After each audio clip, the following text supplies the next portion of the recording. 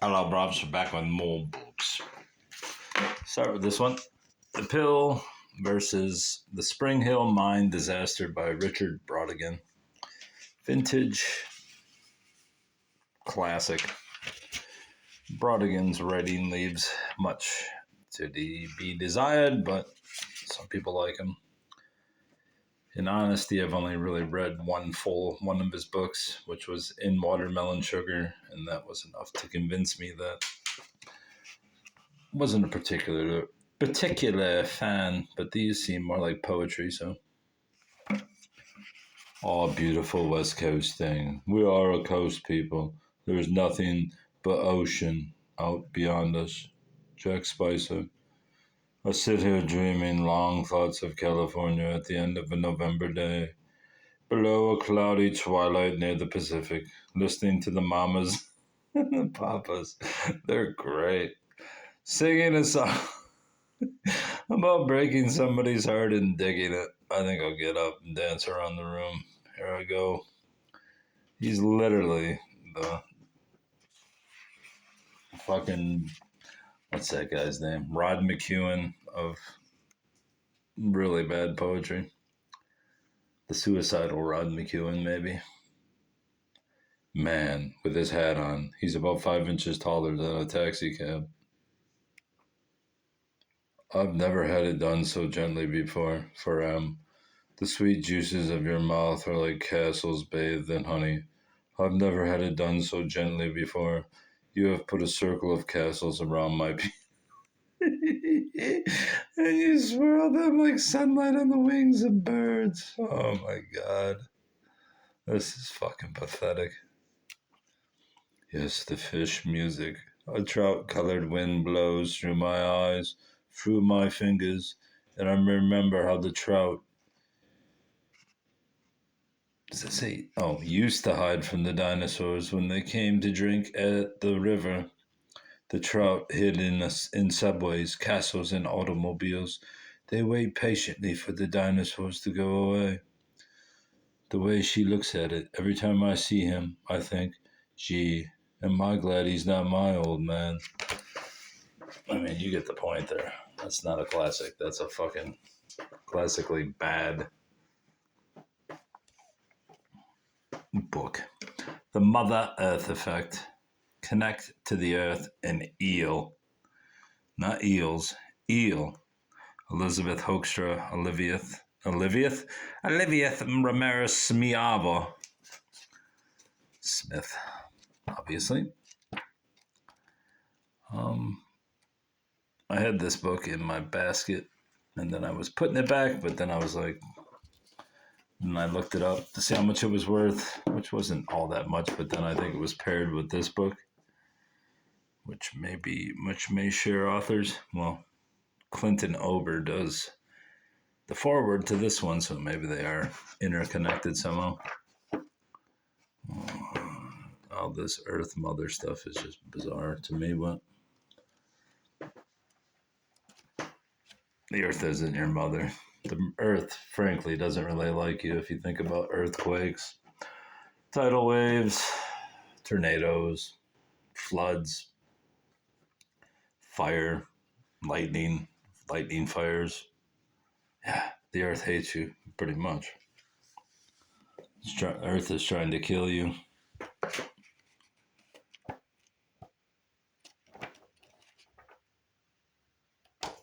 So yeah, there's those two books to add to the collection. Oh, let's see what we got over here. The Wind in the Willows, Kenneth Grahame, illustrated by Dick Kufari, illustrated Junior Library.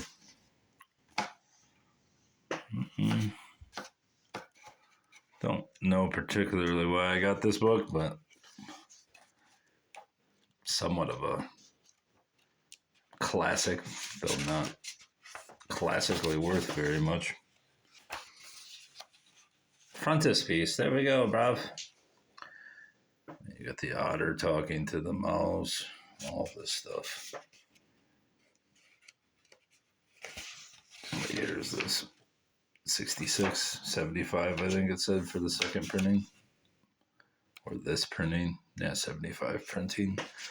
Since its first publication more than 50 years ago, The Wind in the Willows has enjoyed a secure position as one of the truly great classics in the world of children's books.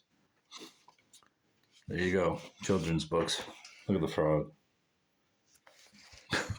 Frogs do have a particular expression of just abject poverty of the soul. The piper at the gates of dawn. They had to go lay Toad out on the floor, kicking and calling all sorts of names before they could get to work properly. Then the rat sat on him, and the mole got his motor clothes off him bit by bit, and they stood him up on his legs again. A good deal of his blustering spirit seemed to have evaporated with the removal of his fine panoply. Now that he was merely Toad and no longer the terror of the highway, he giggled feebly. He looked from one to the other appealingly, seeming quite to understand the situation. You knew it must come to this sooner or later, Toad, the Badger explained severely. You're disregarding all the warnings we've given you. You've gone on squandering the money your father left you, and you're getting us animals a bad name in the district by your furious driving. Yeah. A Reader's Guide to T.S. Eliot, a poem-by-poem analysis by George Williamson. I mainly bought this book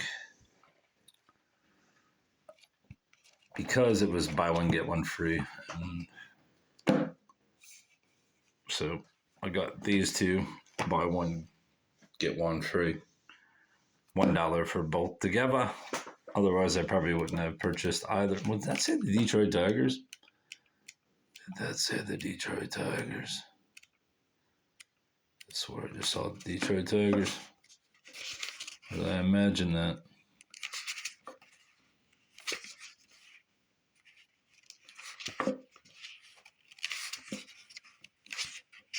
Let's see what the fuck he said about the Detroit Tigers, buddy. I could have been just seeing things. John Dunn. I swear I saw the Detroit Tigers. There it is. The baseball game, part 7. Baudelaire went to a baseball game and bought a hot dog and lit up a pipe of opium. The New York Yankees were playing the Detroit Tigers. In the 4th inning, an angel committed suicide by jumping off a low cloud. The angel landed on second base, causing the whole infield to crack like a huge mirror. The game was called on account of fear. I mean, that's awful. Really awful, bruv. But there you go. Richard Brodigan talks about the Detroit Tigers. But of course he does. Look at the table for a minute, would you? The Cello Suites, J.S. Bach, Pablo Casals, and the search for a Baroque masterpiece. This is one of the most extraordinary, clever, beautiful, and impeccably researched books I have read in years. Simon Winchester.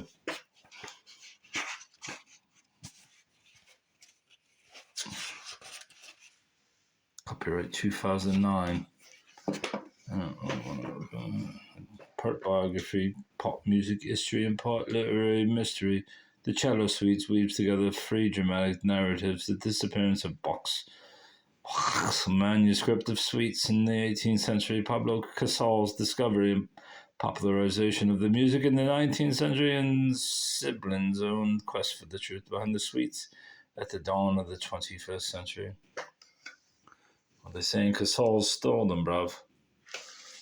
All day. I don't know.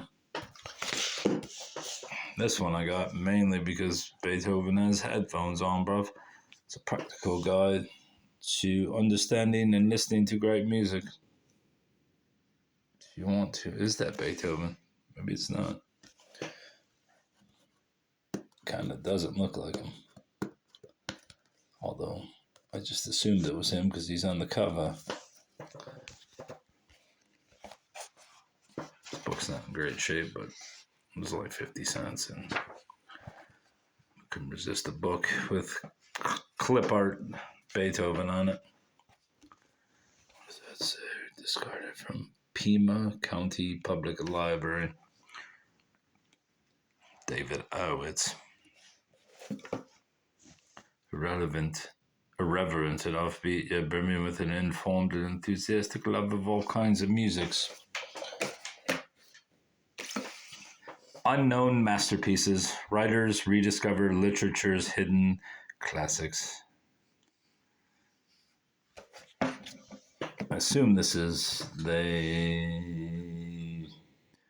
talk about their favorites. I don't know. In this original collection, several of today's finest writers introduced little-known treasures of literature that they count among their favorite books.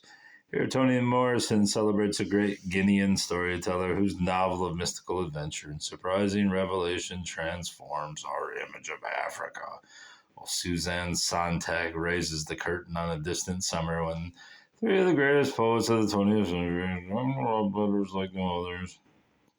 Here, too, John Under and Michael Cunningham uncovers. I got this one, but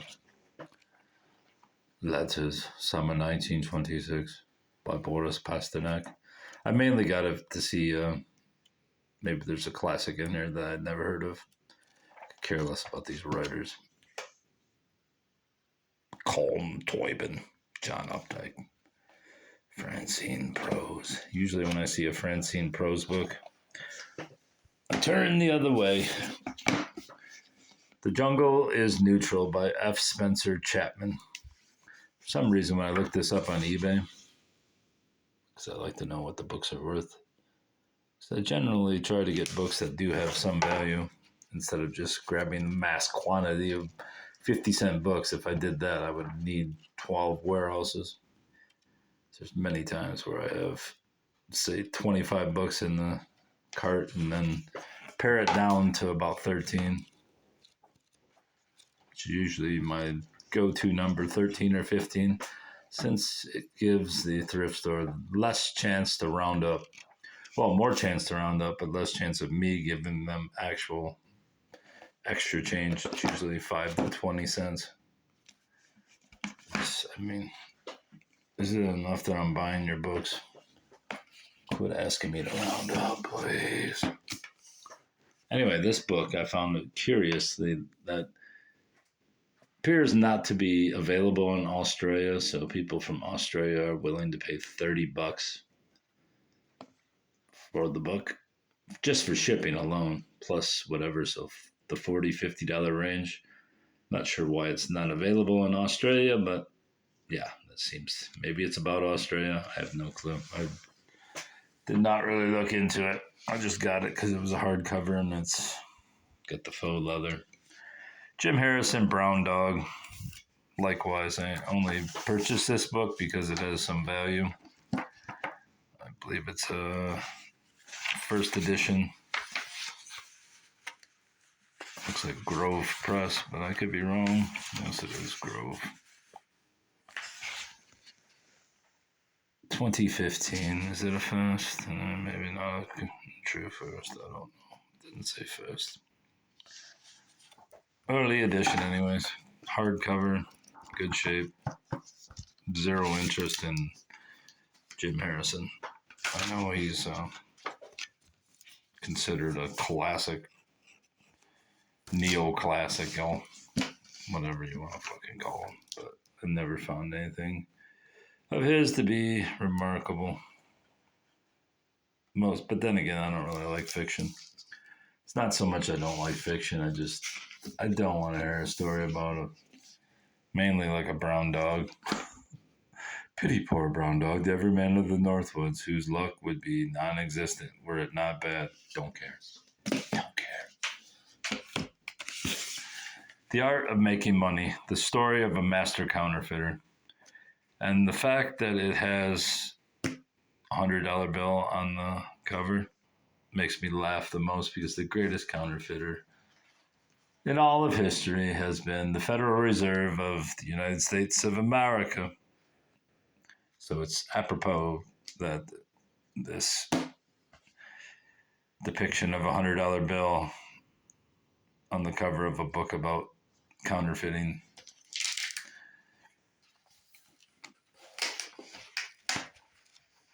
should come to fruition. Oh, look, there's a split in the spine. I would have bought it anyways, just because It's got money on the cover. 50-cent book. I don't really care what it's about because as I've said, no counterfeiter has counterfeited more than the Federal Reserve, which is not federal, has no reserves. What other propagandist point can I make? Is engaged in legal usury. And you might say, well, that's just some extremist ideology, but yeah, there's nothing to back up the money. It's based upon the whim of Wall Street and the markets, which, if you think about it, what is more, I know the great word to bandy about is he's a fascist, they're a fascist, but what's more fascist than controlling the markets with fake money and robbing people of their wealth by the printing of more money, bruv. That's what you call fascism. Fascism is when the business controls the government, and this is the biggest business of all, making counterfeit money that passes as legal tender, not fake tender, bruv. Legal tender. It's a joke. People are like, prices are going up because these corporations are greedy. No, prices are going up because you devalued the dollar every time you print more and you lock down the country. Oh, well, you basically lock down the entire planet. And then you just start handing out free checks. I took the money because I'm never getting Social Security back. So, yeah, you get your money back the only way you can from, let's be honest, the mafia. The IRS and Federal Reserve mafia. They're a mafia stealing money from my check, from my body, my choice. They took my money, bruv, and they took it and they put it in a bank account for their bruvs, and they're gaining interest off my money, and as it's losing money, it's losing value as they gain interest off me money by buying and selling and propping up wars that had no business occurring because you wouldn't have the funds, but you do have a printing press in your Federal Reserve basement. So yeah, that's that. That's the real only issue in the world. And since nobody cares about it except for like Ron Paul and about 5 other politicians, it's pointless to even have a political argument because nothing matters if you don't control your own destiny through wealth. And this is not wealth, this is anti-wealth. The book may be good, but all money is counterfeit at this point, and legality is just mafia terms at this point as well. Goodbye, bruv. Goodbye.